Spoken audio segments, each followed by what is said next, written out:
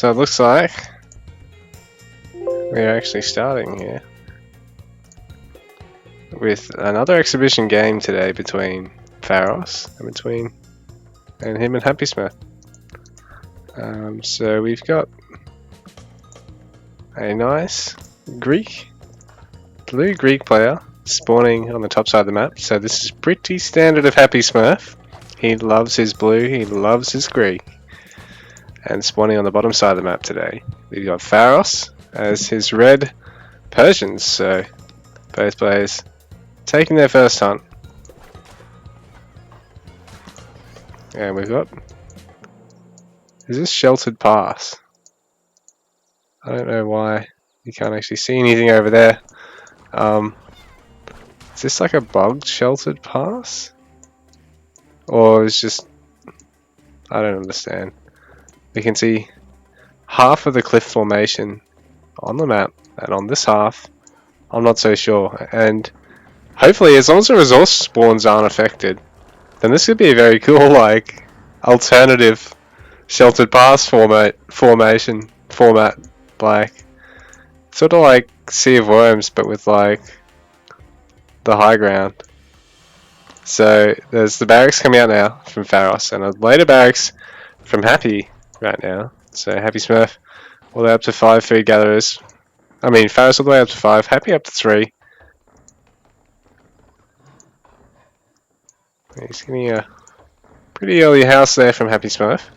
Probably go for the woodline first, I'd say, considering he's already finished that tree there. So he'd probably want to just go straight on the woodline storehouse next, rather than getting that house. And he is going to get the barracks pretty quickly, considering he's going to get the 2 villages on it. But Pharos is going to have the advantage with the unit count, because he is going to get that early Finnbar out just as the barracks is finishing up. And HappySmurf not actually training a spearman just yet, but neither is Pharos training a Sparabara just yet. And I might even just resign.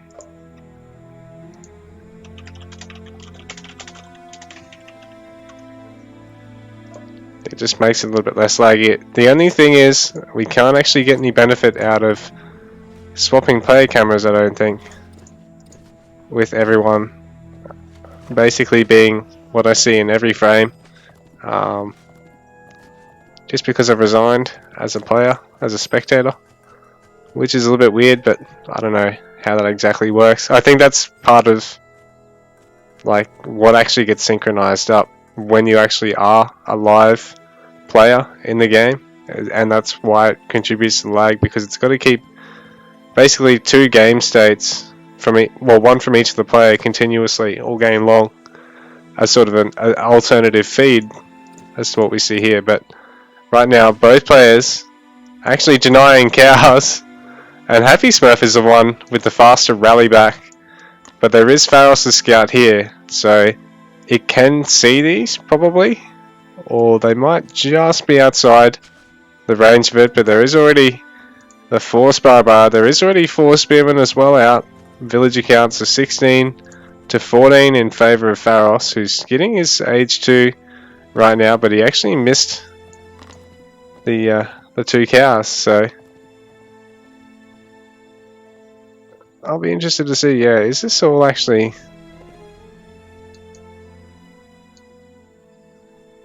Is this like a bug sheltered pass, eh? That's weird. We can blame Recon for that one, I suppose. So HappySmurf getting a watch post right here, and it does look like this is all just a big flat land here. So this will be interesting. But Pharos getting his cows eventually. But it is definitely just a big flat land for some reason.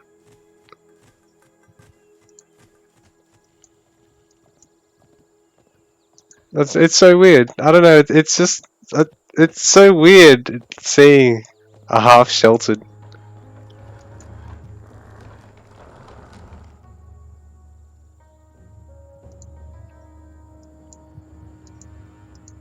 The resource spawns all look okay. That one player's got a hunt here, one's got one here. So, yeah, interesting. Anyway, a little bit slow starting out here. No early aggression just yet. Pharos actually spinning all this bar up. Yeah. Getting some spearmen now. And HappySmurf. Well, he's getting his stables, so spearmen versus Sarasophroi. It's a good trade for Pharos in that instance, and he is getting the H2 town center out a little bit faster than his opponent. We've got 22 to 20 villages at the moment. And HappySmurf does scout that there's something going on over here. But Pharos, in the meanwhile, with a fairly greedy town center. At the same time, it means he can sort of continue pushing towards his opponent, not give HappySmurf a lot of breathing room if he does manage to get an eco advantage. And right now, I think he's actually a little bit up in terms of village account, so HappySmurf actually does have the score lead over him though. And he has this big number of spearmen himself. So the Asabara from the Persian player also are going to get counted to that. And there is a range going out now for Pharos. So Pharos has managed to sneak in the wood he needed here. So the score hasn't been very telling at this point. HappySmurf going to try and take an engage here. But the Sparabara are pretty tanky. But in saying that, I think the spearmen should beat them. So right now HappySmurf does have a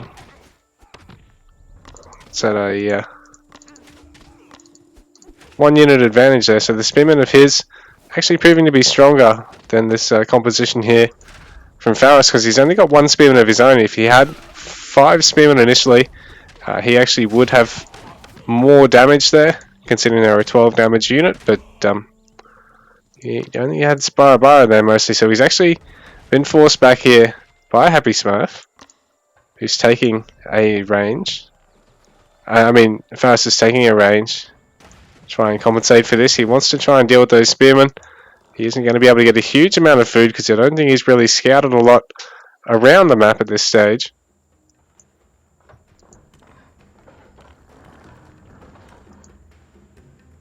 Has he really done much scouting over this way? There doesn't seem to be too much food for him at all.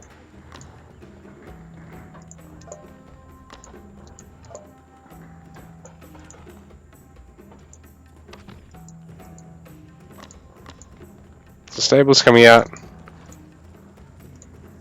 Another range finishing off there for Pharos. So he's got 2 stables, 2 ranges, 1 barracks at this stage. HappySmurf got 2 stables, a range and a barracks. And getting his second town center now. A little bit delayed. Pharos on 37 villages, so HappySmurf down by 8 at 29. Getting another range though. And he is preparing these spears to go for a bit of a dive here. Try and force a quick villager pullback. Deny a bit of gathering time. Sort of get his opponent a little bit under the pump early on. But he's actually deciding just to rally back. But this is a little bit dangerous for him because it's a much bigger Persian army there, ready to defend. And Pharos getting a watchtower of his own. So both these players, bit of a yin and yang watchtower position here. So both players a little bit standoffish at this point. Just needing to wait till age 3, I think. Or at least get a high amount of cavalry. No, age 3, here we go. HappySmurf getting his age 3 on the way. Pharos probably just working on getting the wood for his. Population wise, Pharos has a small advantage, but it's mostly his, I think it's his villager lead really. He's actually not really behind on population at all. It's just that he's ahead. He's not behind on military population, HappySmurf, but his villager count is just down by 11. So That could be very telling for him because in the next couple of minutes that's going to put him a little bit behind, and unless he takes a good fight or does some harass, he could really fall far behind because of that. So he is continuing to stream units out now, but he's a little bit low on food. Pharos seems to be just gathering that little bit more he needs to have a bank here and keep ahead, or keep even on the armor count. In fact, he's starting to creep ahead now, so this is where things are going to get hard for HappySmurf. There's another stables going down, and yeah, Pharos is really ready to get heavy on the stables. Even before he's in age 3, HappySmurf has taken age 3 though, so that means that he's got access to the Prodromos, he's got access to his Peltas, he's got access to his Hoplites, so he's got all these nice age 3 units that really help counter the age 2 and age 3 compositions from the Persian. But if the Persian's got that much to deal with, then it can be very hard to do anything, because right now all this infantry is going to die really fast, and there just isn't a lot of a back line here. All the Saris are in harassing right now, so the Greek player is going to have to scramble to defend against. There's 6 Asabara heading in straight on the wood line of HappySmurfs, and he's lost his forward position here, but he is harassing Pharos off his gold. He's going to force a lot of these reinforcements back to try and deal with these Saris, who are the faster unit here at 10 speed. Actually, no, they are slower because Pharos has taken his upgrade. So actually they are the same speed, sorry. But Pharos already taking an upgrade. The Greek player, HappySmurf, he's going to have to be quick to react here. He is going to snipe and get a couple of kills here around the town centre. So that'll be good for him. But he's actually split up the damage here, and I'm not sure if that's the most wise position. He needs to try and get the villagers down as quickly as possible. This one actually ends up surviving, so Pharos 48 to 24 villagers in the meantime. So the Asabara eventually being cleaned up here, but they're being attacked by Toxotes, and so they would have made a pretty cost-effective trade there, I believe. Right now, Pharos ahead by about 35 population, no, about 30 population, sorry. 51 to 26 the village count, and still HappySmurf streaming in units to try and save his Saris that he was trying to bring all the way back, but there's just too much stuff here for Pharos, I think, so I think we're going to have a GG very soon, unless HappySmurf can work some magic with a couple more Saris somewhere else around the map. He's continuing to get more of them. He might even need to look at getting some Prodromos in the mix now that Pharos has got age 3, so the Asabara can get champion on them, and there can be mounted archers in the mix, so having the Prodromos is nice to clean up the Asabara. And if the opponent goes pure mounted archer, the Persian this is, and the Greek just goes for some Saris and some Peltas, so even some Hoplites in the mix, but just not too many to tempt the Persian into just getting too many immortals. It can be a very interesting matchup from here on out, but HappySmurf needs to get on food somewhere, and it looks like Pharos is getting great vision of his opponent right now. He's pulled back his scout though, which I think is silly. He probably could have afforded to finish this up. He's probably pulling the scout back just to save it against the Wolves, but he needs to get that finished. He can get so much vision over his opponent, so much power. Considering his map control at the moment, HappySmurf really starved for food at the moment, needs to get the farms out, is looking at doing so, and needs to get the wood to do that. So right now he's on 33 villages. Pharos is all the way up to 64. This has been a bit of a one-sided economical game so far. HappySmurf with some nice raiding though, and it's such an interesting map, this bugged sheltered pass. Normally you get this segment here, this whole section here is repeated over this side of the map, but today that is not the case,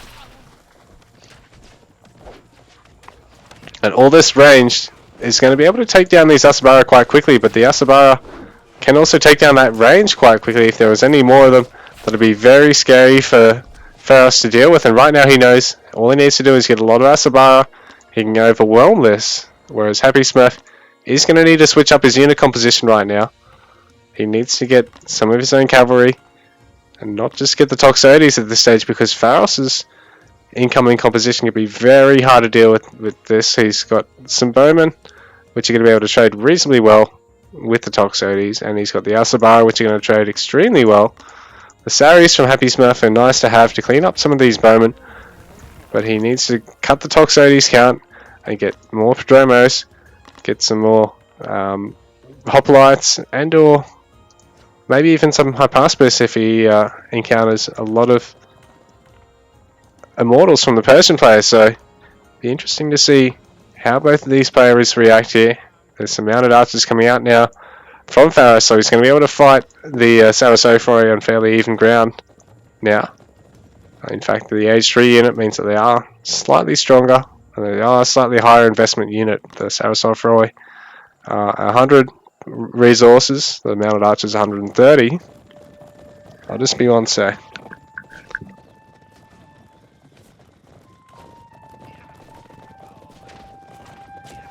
So we got this big column of Asabara straight on HappySmurf's gold.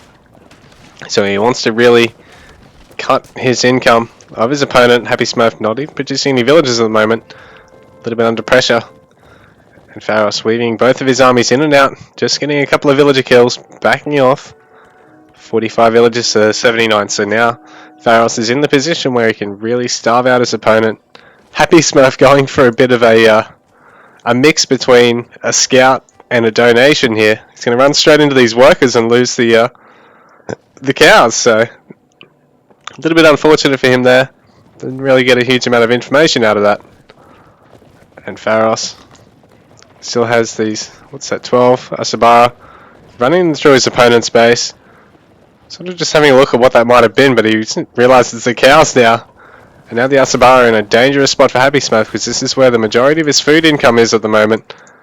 Pharos is even gathering some food there over on that side, which is not that great for HappySmurf at the moment, because he doesn't have a huge amount over his side of the map left, really. So the more of those berries that Pharos can pinch from him, the worse it's going to be for Happy.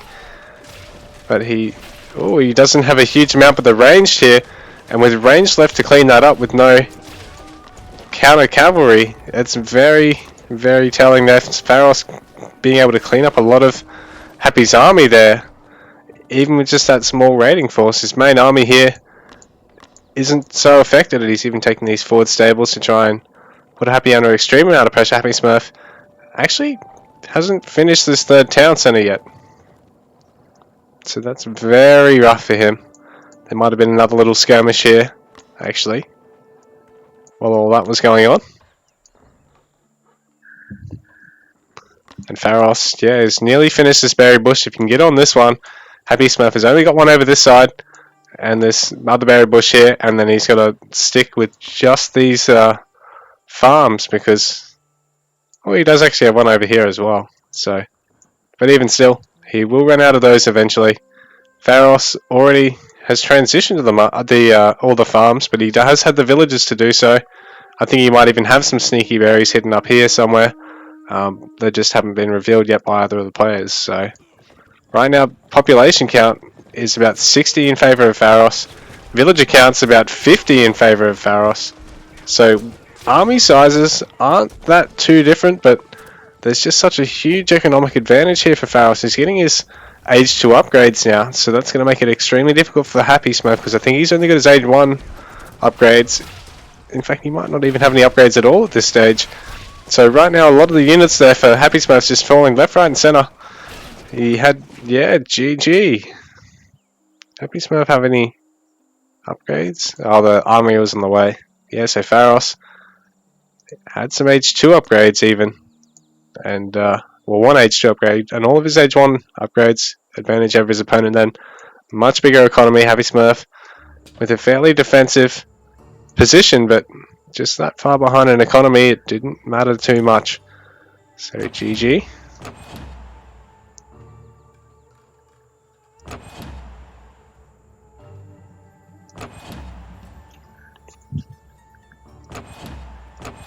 If we go to the village accounts,